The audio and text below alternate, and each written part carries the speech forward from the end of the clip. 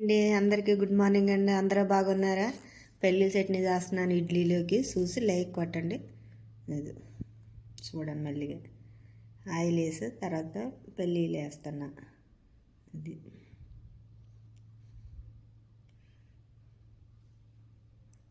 పెళ్ళిళ్ళు వేసి బాగా ఒక 5 నిమిషాలు మగ్గు పెడితే బాగా వేగిపోతాయి.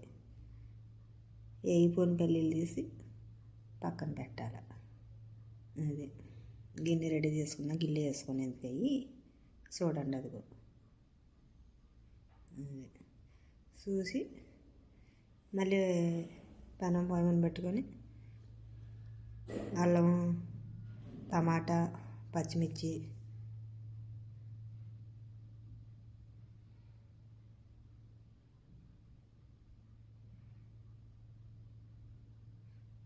ఎండుమిరగాయలు,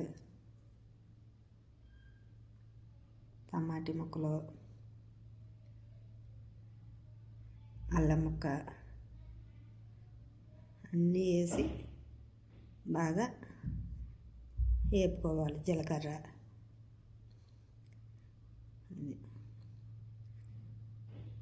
ధనియాలు వేసి అల్లము, పచ్చిమిర్చి, ఎండుమిరగాయలు, జీలకర్ర, ధనియాలు వేసి బాగా వేపుతున్నా. అది ఆయిల్ తక్కువ వేసాను దీనికి. ఫస్ట్ పెళ్ళిళ్ళు ఆయిల్ వేసాను కాబట్టి ఆయిల్ పెళ్ళిళ్ళలో ఉంటుంది కాబట్టి ఆయిల్ వీటికి తక్కువ వేసాను. మగ్గిపోయి చూడండి. చూసి పక్కన పెట్టేసుకున్నాము. ఇవి కూడా పెళ్ళిళ్ళ దాంట్లో వేసుకోను. పెళ్ళిళ్ళ దాంట్లో వేసాను అవి కూడా. ఇది మళ్ళీ తర్వాత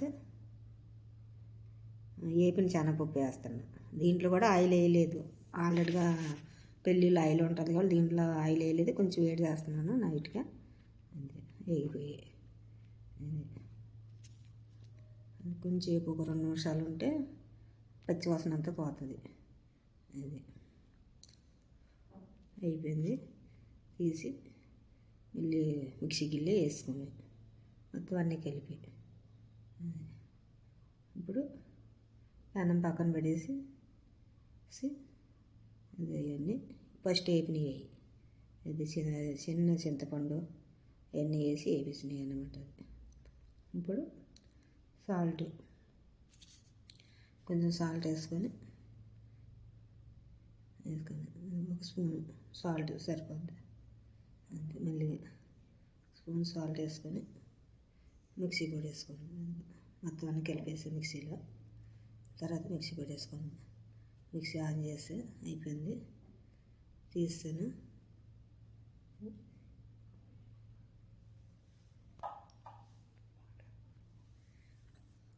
అది ఇప్పుడు వాటర్ వేసుకొని కొంచెం పలసగా చేసుకుంటే బాగుంటుంది. అది ఇప్పుడు తాలింపుకి మళ్ళీ కొంచెం ఆయిల్ ఎంత వేయలేదు. పెళ్ళిళ్ళు ఆయిల్ ఉంటుంది కాబట్టి ఎక్కువ ఆయిల్ వేయలేదు అన్నమాట. తక్కువ వేసాను. తర్వాత జీలకర్ర, గసగసాలు వేసి బాగా మగ్గాలి.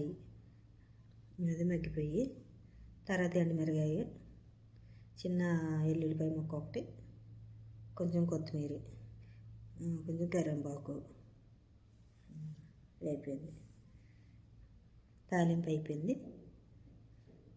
అది స్టవ్ కడేసి తాలింపు ఇందాక మిక్సీ పెట్టిన దాంట్లో వేసేసుకొని చూడండి. అది బాగా మగ్గిపోయింది. కొంచెం తాలింపు ఎక్కువ వేయ అవసరం లేదు. ఆల్రెడీగా మనం అవన్నీ వేపేసి ఉంచాం కాబట్టి తాలింపు కొంచెం వేసుకుంటే సరిపోద్ది. ఎక్కువ అవసరం లేదు.